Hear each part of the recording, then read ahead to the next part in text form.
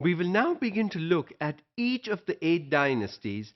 We are not going to look at the history of the dynasty or how the dynasties came about.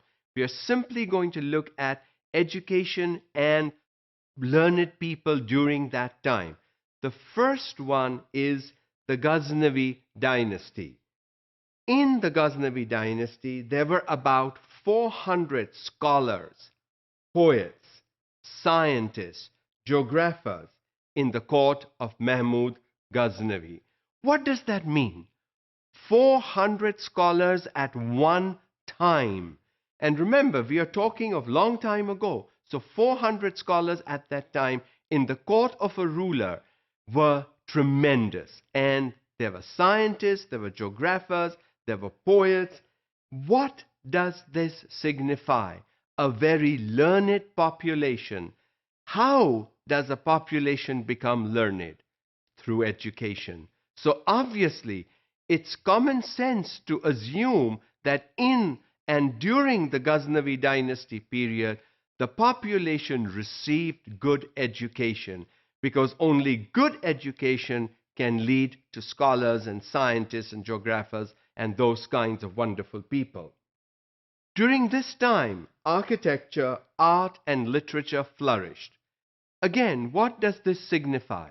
Literature is writing. So people wrote, people read, people understood and shared. That's how literature flourished.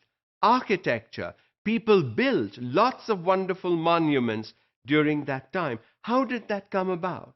Who taught them the different calculations?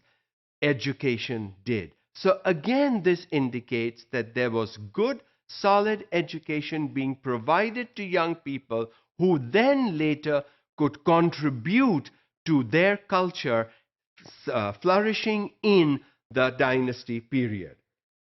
Art was also prominent.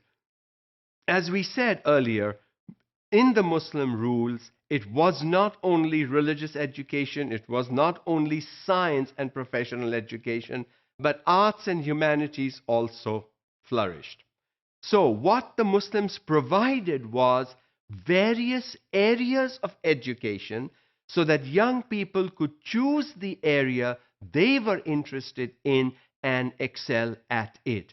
That is seen as a good sign, that is seen as a good vision of rulers who did not limit or did not force young people to all become doctors or all become engineers or all do the same thing. After all, they were not producing clones. They were producing scholars.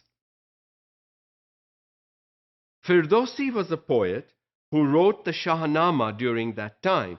Now, the Shahnama is a great work of poetry of that period. And so, only a scholar who had learned the nuances of the language could really come up with poetry like that. Atabi was a historian who wrote Kitab-ul-Yamini. This again is seen as a great work because a historian, how do you keep track of history from the past and from the present? Because tomorrow it is going to become history. And so writings in history could only be possible if you had received good education. Al-Biruni was a philosopher, a mathematician, a geographer, and an astronomer. Made a deep study of the Hindu culture, customs, religion, and wrote Kitabul Hind. Now this is a multifaceted individual, was doing 3-4 different things at the same time, and also contributed by studying the Hindu culture, because on the subcontinent were Muslims and Hindus. If we wanted to live together with them, we had to understand their culture, their customs, their religion, their language, and so on. And Al-Biruni did a good, holistic work of the Hindu culture and puts the Kitabul Hind together. So if people wanted to learn about the other people in their neighborhood or their society, this was a good book to use. So lots of scholarly work came about during the Ghaznavi dynasty, and that was only possible because the Ghaznavi rulers provided good education according to the times then.